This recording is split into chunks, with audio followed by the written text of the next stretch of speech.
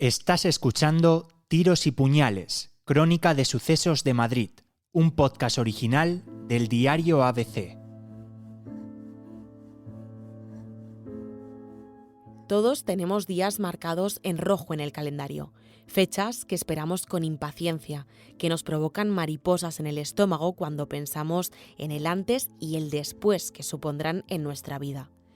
Los motivos son infinitos y van desde las cosas más simples a las más trascendentales. Puede ser el fin de los exámenes, tal vez la entrada en nuestro nuevo piso. Quizás sea salir de cuentas en un embarazo, o uno de los días grandes por excelencia, la boda con el amor de tu vida. ¿Cuánto tiempo necesita una pareja para preparar su enlace? Hay que buscar fecha, decidir si será por la iglesia o por lo civil, elegir el restaurante y, lo más espinoso, elaborar la lista de invitados. Todo se hace pensando en que el día sea inolvidable. No sabemos cuántos días pasaron Rubén y Sonia preparando su boda, pero sí que el 5 de noviembre de 2022 era el día elegido para darse el sí quiero, y que todo estaba listo para vivir un enlace de ensueño.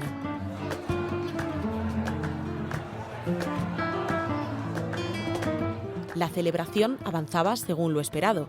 La ceremonia, las fotos, el banquete, todo salía a pedir de boca.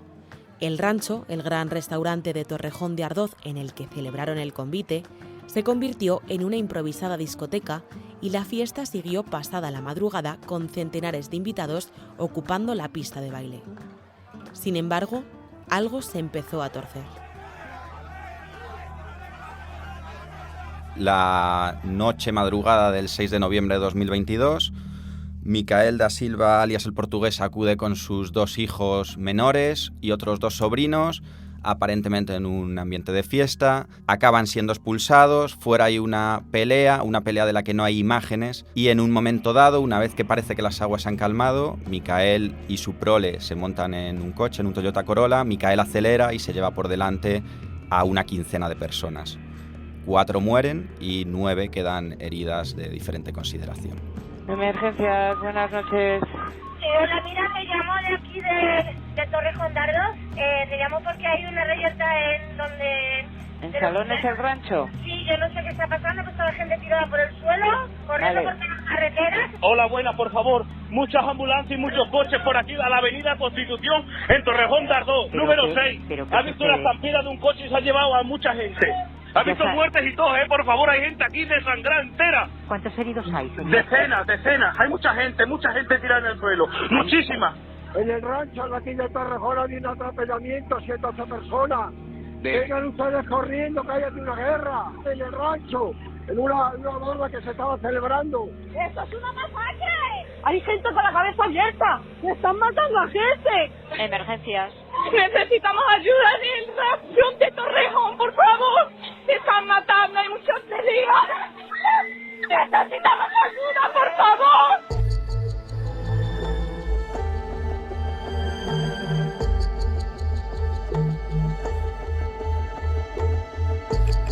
Trágica boda en Torrejón.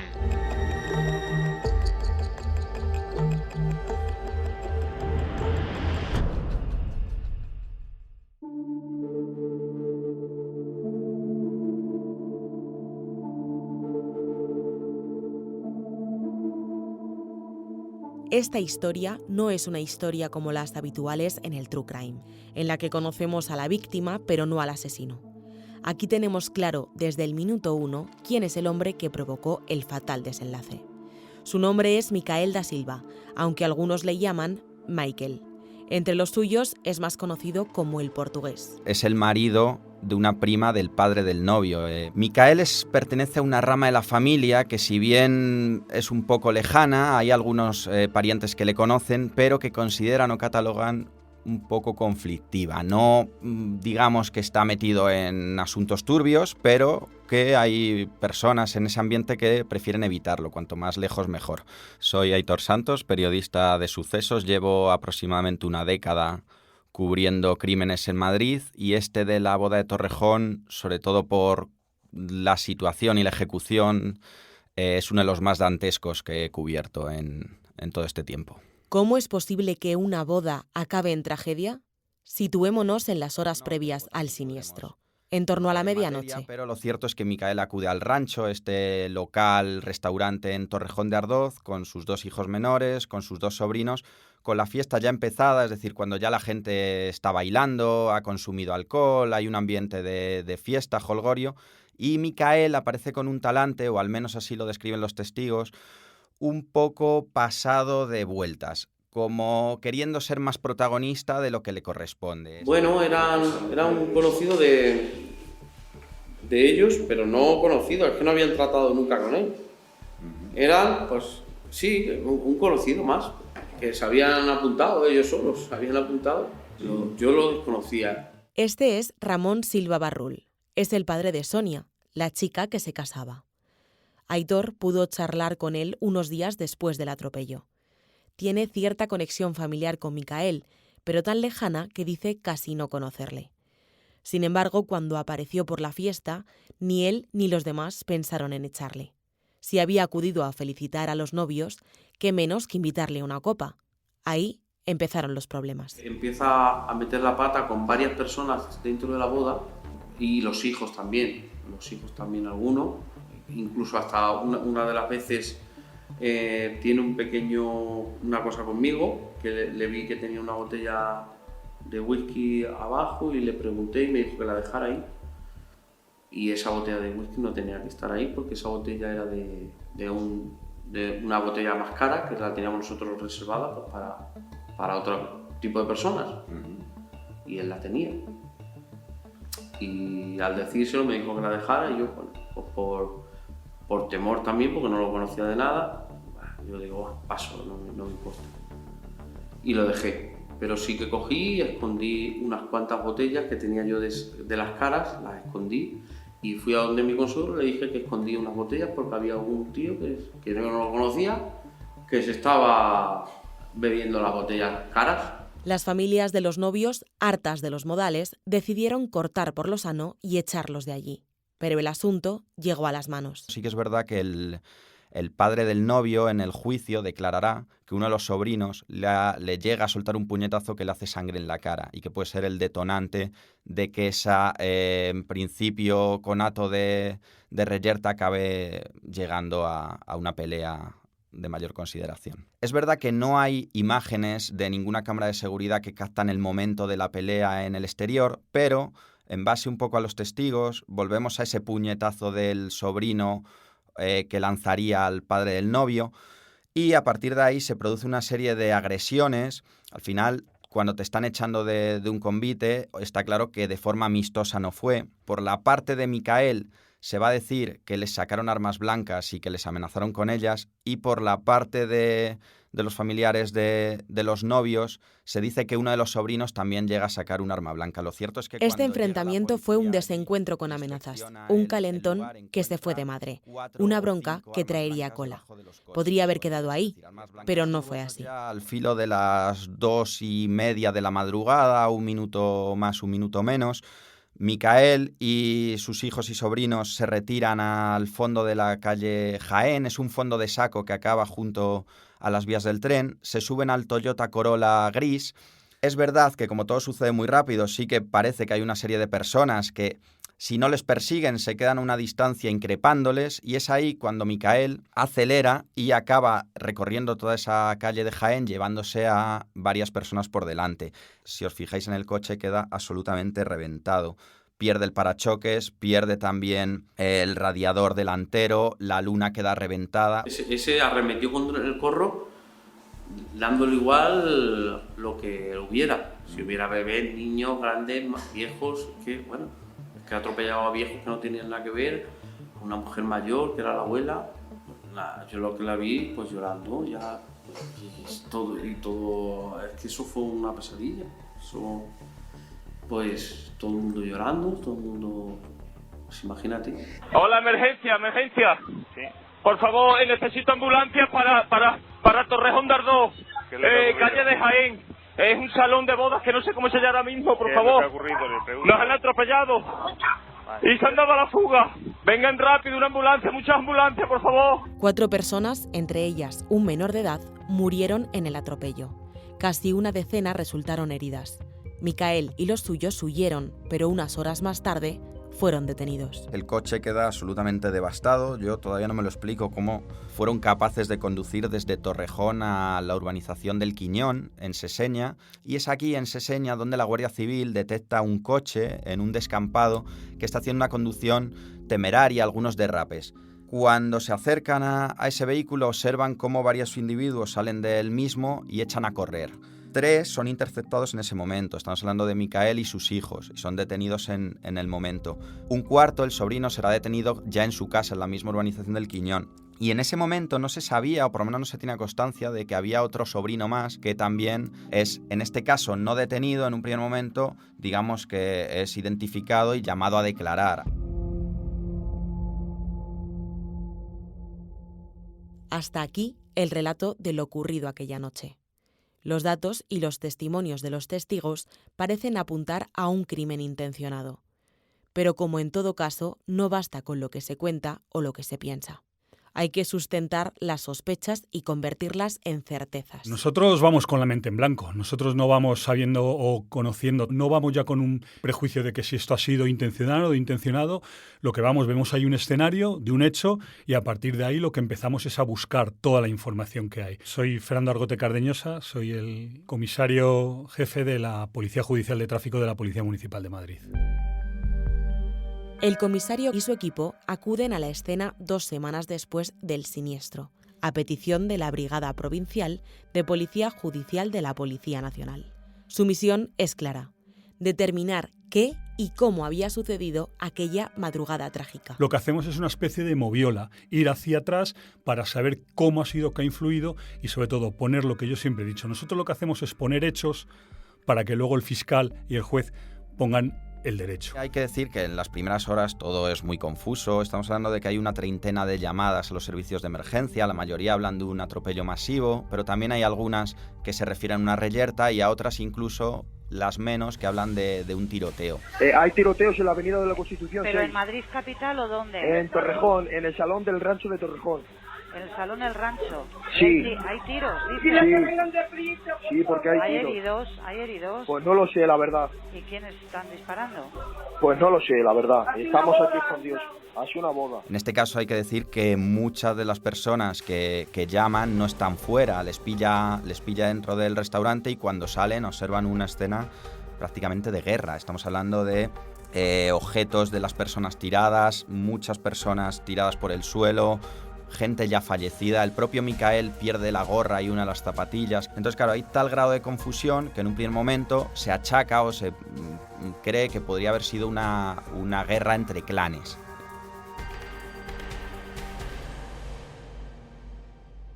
Guerra entre clanes. Sí, los contrayentes de la boda, los invitados, los investigados, son de etnia gitana. Pero no se dejen llevar por los prejuicios. Su origen no es más que un dato, y lo comprobarán a lo largo del episodio. Por ahora, volvamos a la investigación. Para poder probar lo que pasó, los investigadores tienen que hacer un mapa de la zona en la que ocurrió el atropello.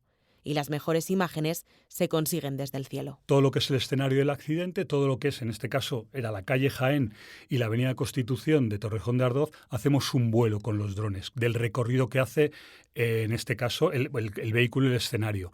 ¿Qué es lo que hacen esos drones? Disparar un montón de fotos. Es lo que se conoce como fotogrametría. Disparan un montón de fotos que eso luego nos dan a nosotros, a Policía Judicial de Tráfico, y a través de un software lo que hacemos es una nube de puntos y ya nos sale todo lo que es ese escenario de accidente. Delimitada la zona desde el aire, hay que aterrizar los datos y cotejarlos desde el suelo. Mediante proyecciones se establece qué recorrido hizo el coche y a qué velocidad. A raíz de ese estudio que nos hacen los compañeros de drones y con este software que nosotros tenemos, ¿qué es lo que hacemos? Levantamos una serie de escenarios donde para poder ver cómo ha sido el suceso. Ten en cuenta que un siniestro, en este caso, vamos a llamarlo un siniestro de tráfico. Yo no voy a entrar si era intencionado. Un siniestro de tráfico no solo tiene una causa, tiene varias. Entonces nosotros tenemos que mirar todas esas. Y esto, mediante esta fotogrametría y este software, vamos buscando cómo hacerlo. En este caso, ¿qué es lo que el Gabinete de Reconstrucción, nuestra Policía Judicial, determina? Queremos ver uno de los atropellos. Y en este caso fue el de Consuelo. Este nombre, Consuelo, se repetirá varias veces en este podcast. Es la abuela del novio y una de las víctimas mortales del atropello. La investigación de la Policía Judicial de Tráfico gira en torno a ella. Esclarecer los detalles de su fallecimiento también permitirá demostrar lo que le ocurrió a las otras víctimas. Sobre todo lo que nos interesa es saber la velocidad que llevaba este vehículo. Lo que hacemos es dividir en 2 tramos todo ese escenario que hace el vehículo. Y una de las cosas que vemos es que el vehículo en este segundo tramo, que es cuando ya llega a los peatones, lo que hace es acelerar. No frena, sino que acelera. Y es cuando atropella a los peatones. Podemos ver que del primer tramo pasa, en este caso, de unos 50 kilómetros por hora a este segundo tramo ya a 62, con lo que vemos que el vehículo lo que ha hecho ha sido acelerar.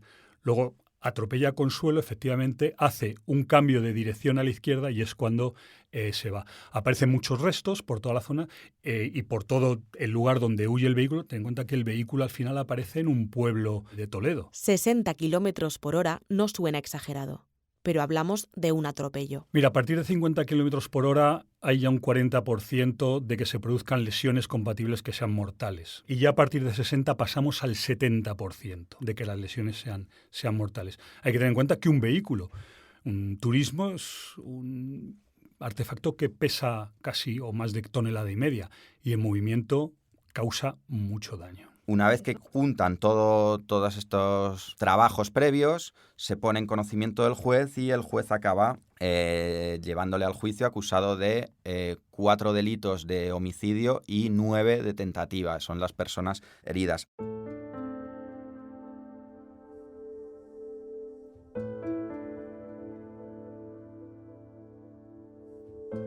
El juicio en la audiencia provincial parte con unas medidas excepcionales de seguridad, precisamente por el temor a un enfrentamiento entre clanes, por ese riesgo a que haya venganzas o bueno, la famosa ley del talión, que se aplica el ojo por ojo, diente por diente, que no siempre es así. Esto nos lo contará muy bien el padre de la novia en la entrevista que le hicimos días después del crimen, que decía: se nos está tratando de alimañas, nos llegaba a decir con pena, y decía: nosotros tenemos nuestra cultura, nuestras costumbres, pero ni mucho menos somos unas bestias ni vivimos en la prehistoria. El 12 de mayo arranca la primera sesión del juicio contra Micael da Silva. Se enfrenta a una petición de prisión de 224 años y puede que incluso se le condene a prisión permanente revisable. Podría parecernos que estamos ante un procedimiento sencillo. Las pruebas están ahí y el trágico resultado del atropello es impepinable. Sin embargo, lo que no parece tan claro es cómo y por qué pasó lo que pasó. El relato pormenorizado de lo ocurrido, desde que Micael y los suyos llegan al restaurante hasta que son detenidos, es imprescindible. No puede quedar hueco para la duda, porque de ello depende que la balanza se incline a uno u otro lado. Yo soy Juan Manuel Medina, abogado, y soy abogado de una de las acusaciones particulares en el procedimiento contra Micael da Silva por los asesinatos de Torrejón. Soy Paloma García, soy abogada penalista y criminóloga, y soy la abogada que ejerce la defensa de Micael da Silva Montoya. Acusación y defensa ponen toda la carne en el asador para argumentar la versión de sus representados. Necesitan convencer al jurado de que solo hay una verdad. Pero desde el comienzo del juicio se puede observar que la versión de las víctimas dista bastante de la de Micael, incluso en los detalles previos a la celebración de la boda. Esta persona no estaba invitada a la boda, como ha quedado plenamente acreditado en la sesión de juicio oral. La familia de los novios, pese a no estar invitados, bueno, pues por aquello de que les conocían, de que de alguna forma en la familia les permiten estar en la celebración, o sea, quedarse. Los familiares insisten en que no, Micael y su familia insisten en que sí. De hecho, durante las declaraciones, tanto en instrucción como en el juicio, en el propio juicio, hubo muchísimas contradicciones a este respecto, porque hubo muchos familiares e invitados que decían que se daban unas tarjetitas como invitación, tarjetitas que nunca se aportaron al procedimiento, si las hubiese habido, tan sencillo como aportarlas como prueba en un procedimiento. Y luego había otros invitados que decían que se invitaba, que tarjetas, que se invitaba de forma verbal. Y tanto Micael como su mujer siempre dijeron que a ellos les habían invitado de forma verbal porque son familia. Invitado o no invitado, la realidad es que Micael, sus 2 hijos y sus 2 sobrinos se quedan en la fiesta. Una celebración que ya sabemos se tuerce de mala manera. Pero al explicar los motivos de la trifulca, la madeja se empieza a enmarañar. Uno de los invitados, por ejemplo, dice que esta persona se apropió de una botella de whisky, una botella de whisky cara, ¿no? de reserva, por así decirlo, y en un momento dado, pues cuando esta persona, que era familia directa del novio, le recrimina o le pide la botella, le dice que no se la va a dar, ¿no? Así con un tono bastante chulesco. Luego hay otras versiones que dicen que por lo visto estaban grabando con sus teléfonos móviles o fotografiando, pues por los traseros de las mujeres que ahí estaban bailando. Lo de las grabaciones es porque Micael estaba haciendo un directo de TikTok y se dijo que estaba grabando a las mujeres. No es verdad. Se llegó a decir incluso que es que tocaba muy mal las palmas. Y como dijo otro testigo, ¿no? Que tenían una actitud provocadora. Estaban dando palmas de mala manera, estaban... Bueno, yo creo que todos sabemos cuando alguien está fuera de lugar en un sitio y cuando está de alguna forma buscando el lío y está intentando provocar, pues se denota. Y parece ser que también hubo un incidente con un menor, uno de los asistentes a la boda, que por lo visto, no sabemos bien por qué, pues uno de sus hijos le dio un manotazo, un pescozón. Insisto que son versiones diferentes lo que pudo ser la espita que abrió, que hizo el detonante de esta tragedia, pero no son contradictorias. En realidad él tiene todo un poco confuso porque a él se le acerca su hijo y le dice, papá, él entendió que había tenido un percance con un niño, aunque luego con el paso del tiempo se dio cuenta que no fue con un niño, que fue con un hombre. Entonces se puso a hablar con el padre del novio y le dijeron que por favor les acompañasen. Él dice que una vez que salen se encuentra ya rodeado de gente que no sabe en un primer momento quiénes son y ya ahí le empiezan a pegar a él y a su hijo. Y ahí es cuando ya se genera una pelea que empiezan a pegarles y ellos ya salen corriendo. Y lo hace directamente el padre y el hermano del novio. Dicen que se vaya, que no pinta nada ahí y que se tiene que marchar. Esto posiblemente desemboca en una discusión, en una trifulca en la calle, en la que, como ha quedado acreditado también, se escapa algún manotazo que otro. Concretamente sabemos que al padre del novio se le llega a dar un puñetazo en la cabeza. Ya tenemos montado el escenario en el que sucedieron los hechos. Son versiones distintas, pero con puntos coincidentes. La llegada inesperada a la boda, la pelea, la marcha del local, y ambos relatos desembocan en un mismo punto. Micael y sus hijos se dirigen a su coche, arrancan y ponen el vehículo en movimiento. A partir de aquí, las versiones se vuelven diametralmente opuestas. Esta persona, pues posiblemente sintiéndose con su honor mancillado o con su hombría denigrada porque le hubieran obligado a marcharse de la boda, pues se dirigen corriendo hacia el vehículo que lo tenía aparcado a unos metros más allá de donde estaba la puerta de acceso al local, concretamente creo que es la calle Jaén. Y el coche lo tiene aparcado en un callejón sin salida, al lado del restaurante. No había más salida que la salida de al lado de la puerta del restaurante. Está con sus hijos, con sus sobrinos que son como sus hijos. Mientras va corriendo, le están gritando, te vamos a matar, portugués, te vamos a matar. Se mete en el coche. Se dirige junto a sus hijos y sus sobrinos sin que nadie les persiguiera, tal y como queda acreditado en unos vídeos grabados por unas cámaras de seguridad de una gasolinera cercana. Se sube al coche y, bueno, pues en lugar de marcharse a su casa y al día siguiente, cuando procediera, pues aclarar el incidente o hablar lo que tuviera que hablar con quien tuviera que hablarlo, pues lo que decide es, viendo que hay un gran número de personas congregadas en la salida del establecimiento, pues fumando un cigarro, comentando el incidente, algo normal, ¿no? En estos casos, pues su opción es acelerar con su vehículo y pasarles por encima. La gente a la que atropella no están en la puerta. Delante de la puerta del restaurante había un parking de 26 metros. Hay aceras de 3 metros por todo el callejón. Y la gente estaba, según ellos, haciendo corrillos, según la defensa, haciendo barrera, en la única vía posible de escape, en la única salida. Era carretera. Micael llega a declarar que ve en riesgo su vida, la de sus hijos y la de sus sobrinos, y que en un momento dado se agacha y con el peso de su propio cuerpo acaba acelerando el coche y llevándose a toda esa gente por delante sin ni siquiera reparar en quién se ha llevado. La defensa de Micael pivota en torno a esa idea, que el acusado actuó movido por el pánico. Él solo repite que era lo único que podía hacer para salvar a sus hijos. Decía, si es que si yo me quedaba ahí me mataban. Y era la única salida, ya lo he dicho antes, que no tuvo más opción. Paloma García hace especial hincapié en el ambiente en el que se gestó la huida. Según afirman su defendido y sus acompañantes, antes del atropello se escucharon disparos. Micael ha visto armas blancas, ha visto armas de fuego, según él declara. Si tú sientes que tu vida corre peligro, si tú sientes que la vida de tus hijos corre peligro, ¿es que tú hubiese frenado? Quiero decir que él, si realmente hubiese querido matar a la gente, hubiese acelerado a fondo desde el minuto 1. Hay 200 metros. Él no acelera a fondo. Pega un acelerón una vez que, según él, escucha disparos y no tenía más vía para salir. Tanto la policía municipal como una psicóloga forense que declararon en el juicio, a preguntas mías de la defensa, declararon que esta situación era compatible con una situación de pánico, porque acelerar es compatible con tener miedo. Es que no hubo nada de lo que él cuenta. O sea, no hubo navajazos, no hubo tiroteos. O sea, es todo elucubraciones, pues esos argumentos de una, con todo el respeto, de una, entiendo, débil línea de defensa. La abogada insiste. Tenemos que pensar que estamos en una escena muy contaminada, con cientos de personas que han estado corriendo, se movieron cuerpos y eso ha quedado acreditado en el juicio, durante el juicio.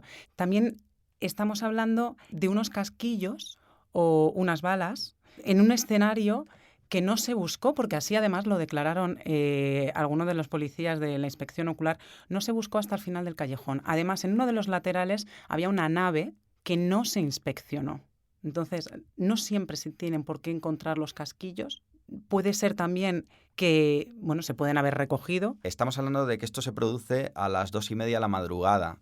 Esa misma noche ya llega la policía allí y acordona la zona. Entonces, el lapso de tiempo que tienen con toda la que había montada allí, donde gente ayudando a recogerlo a las personas heridas, asistirles y demás, a huir incluso despavoridos porque no saben lo que había pasado, que haya varias personas que se pongan, entiendo que con linternas, a buscar esos casquillos que son minúsculos, es muy, muy complicado, por no decir que es buscar una aguja en un pajar. Ellos intentan demostrar que hubo un tiroteo, porque efectivamente entre las 36 o 38 llamadas que se registraron al 112, hubo algunas personas que hablaron de que había habido un tiroteo.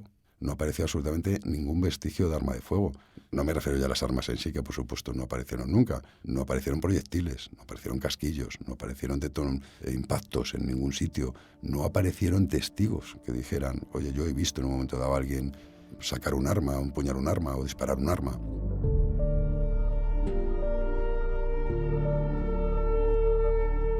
Son 3 semanas de juicio, pasan más de 120 testigos a declarar, también entre policías, familiares, gente que estuvo en la boda, y al final es un poco un goteo, ¿no? Vas viendo cómo día a día la mayoría de testimonios y pruebas van cayendo como una losa en contra de Micael. Los argumentos de la defensa de Micael no parecen convencer.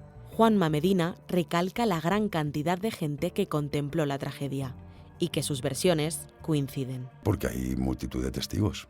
Estamos hablando de que en ese momento cuando Michael pasa con su coche y acelera, llevándose por delante a todas las personas que pudo en ese momento, había congregar más de 50, 60 personas en la puerta, insisto.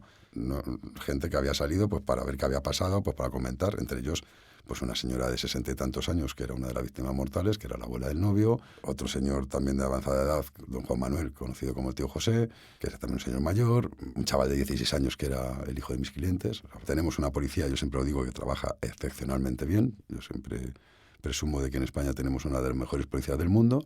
Entonces, pues ellos hacen una reconstrucción de los hechos muy exhaustiva. Fíjate si reconstruyen bien los hechos que, por ejemplo, en el cadáver de una de las pobres víctimas, de doña Consuelo, la abuela del novio, pues aparecen cristales. Esos cristales se examinan y son plenamente coincidentes con los de la luna del vehículo del portugués. ¿Se acuerdan de que ya habíamos hablado de Consuelo, verdad? Fue la víctima mortal en torno a la que giró la investigación de la Policía Judicial de Tráfico madrileña.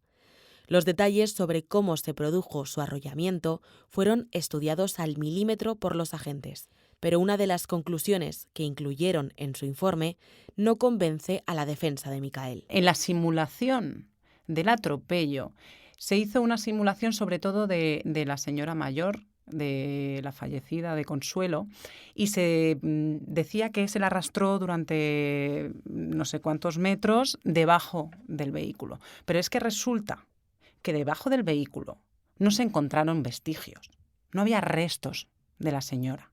Había restos en la carrocería de la rueda trasera.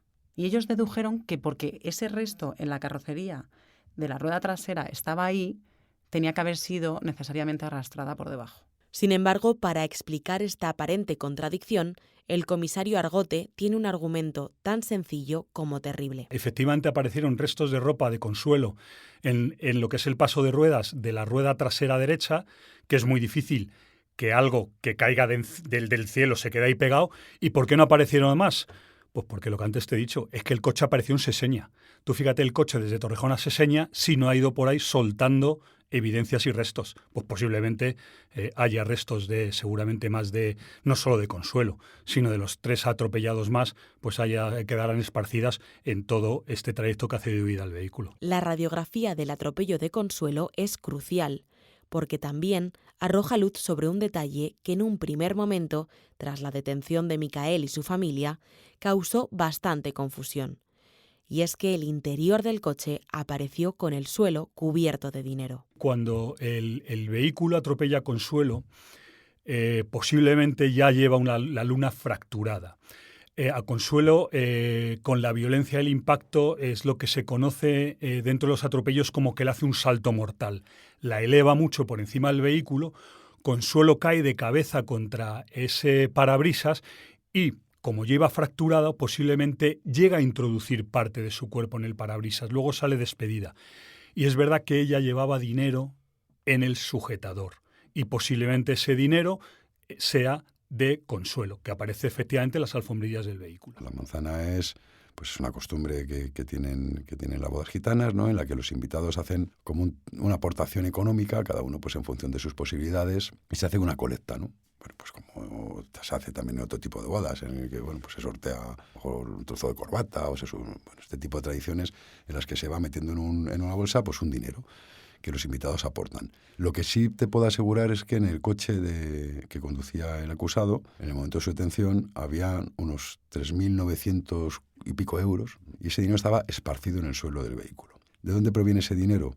Pues ese dinero proviene efectivamente de la manzana. La manzana, quien la recauda es el abuelo del novio, y creo que se lo da, o el abuelo de la novia, y creo que se lo da a doña Consuelo, que es una de las tristemente fallecidas, que es la abuela del novio. Y la abuela del novio, pues, tenía ese dinero escondido pues entre sus ropajes. Y las sensaciones que allí se tiene en la sala es de que Micael lo tiene muy complicado una vez que el juicio queda visto para sentencia.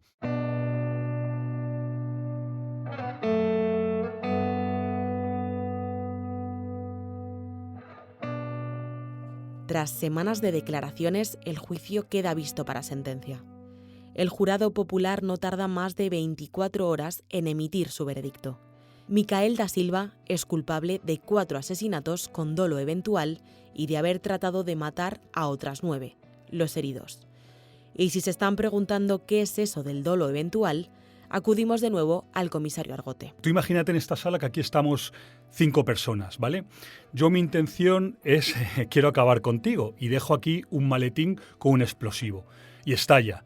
Yo mi intención es matarte a ti, pero he matado a los otros 4 que están contigo. Ese es el dolo eventual, el que yo en mi cabeza me hago la idea de que voy a causar más daño o más, en este caso, voy a hacer algo que sí que tengo que tener representado en mi cabeza, que es efectivamente que me voy a llevar a más gente por delante. Eso es lo que se conoce como el dolo eventual. El jurado no encuentra atenuantes ni eximentes. Es decir, la teoría del miedo irracional que arguyó la defensa de Micael no ha convencido. Yo lo he luchado y lo seguiré luchando hasta el final y al máximo. Ha habido mucha tensión, hay muchos fallecidos, hay muchas víctimas y eso no se puede escuchar, o sea, no se puede negar, el dolor siempre va a estar ahí. Y al final no solo es el dolor de los familiares y de las víctimas, también hay dolor por el otro lado, porque os aseguro que Micael ha sufrido y sigue sufriendo mucho. Pero yo entiendo que cuando hay 4 fallecidos y 9 heridos es muy difícil. Tiene que pagar. En un juicio como todo, los juicios, yo siempre lo digo, ¿no? Y más el penal, es como el papel, ¿no? El papel lo aguanta todo. Y una declaración de un acusado puedes decir lo que quieras, que estás en tu derecho de mentir. Pero claro, si quieres que tu declaración prospere y que pueda ser tenida en cuenta, tienes que sustentarlo en elementos periféricos y en hechos probatorios que bajo ningún concepto, en este caso, se sustenta. Al final las pruebas son incontestables porque tenemos un montón de más de 100 declaraciones, un trabajo policial muy exhaustivo, han sido más de 2 años de análisis, de pruebas, de declaraciones, y el jurado al final son personas que están allí acostumbradas a escuchar lo que está ocurriendo y consiguen hacerse un análisis de lo que ocurrió y por unanimidad acaban declarándole culpable. Cuando entrevistamos también a Ramón Silva, el padre de la novia, nos transmitía un poco el deseo de todos los familiares, porque en ese momento ya Micael estaba en prisión provisional, pero era el único que había sido detenido, el resto estaba en libertad, y decía, queremos también que se juzgue a sus hijos y sobrinos, porque consideran que ellos también participaron activamente de esa pelea, de esa rencilla previa que derivó en el atropello, pero hay que decir al final solo hay una persona que pisa el acelerador, y aquí no se está juzgando ni la pelea, no se está juzgando tampoco si una persona sacó un arma blanca y amenazó. Eso al final no dejan de ser componentes para dar contexto y para dar argumentos para explicar realmente por qué Micael aceleró el Toyota Corolla y atropelló a tantas personas.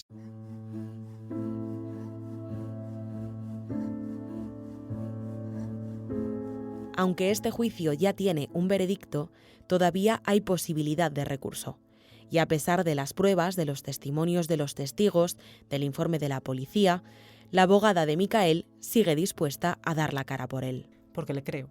Porque yo el día que hablé con su padre y me pidió preguntarle por qué lo había hecho, y cuando él me lo cuenta todo, yo le creí. Le creí y decidí defenderlo porque creo que tiene defensa, todavía tengo defensa a pesar del veredicto del jurado. No sabemos cuál será el resultado de ese recurso. ¿Quién sabe si viviremos un giro? No hay sentencia en el mundo, no hay pena en el mundo, no hay dinero en el mundo que te pueda mitigar, ni sustituir, ni aliviar el dolor que se puede sentir ante una muerte tan injusta, además cuando estamos hablando de un hijo, ¿no? Pero hay algo que subyace en todo este relato. Pena. No solo la tristeza más honda y evidente, la que provoca la pérdida de esas 4 personas que murieron atropelladas, o la de los heridos, que tendrán que convivir con las secuelas el resto de su vida. Aquí hablamos de otra clase de pena, de la que se siente al analizar fríamente el caso y darse cuenta de que detrás del sufrimiento de decenas de familias, el detonante fue una simple pelea, un encontronazo que podía y debía haberse quedado en eso, en un cruce de golpes, gritos e insultos. Pero la mente humana sigue siendo un misterio.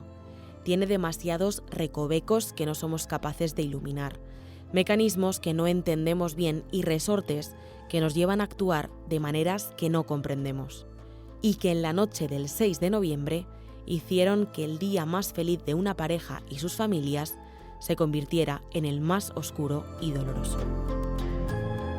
Trágica boda en Torrejón es un podcast original del diario ABC, narrado por Blanca Nava y basado en las crónicas del periodista Aitor Santos. Dirección, guión y edición, María Romero.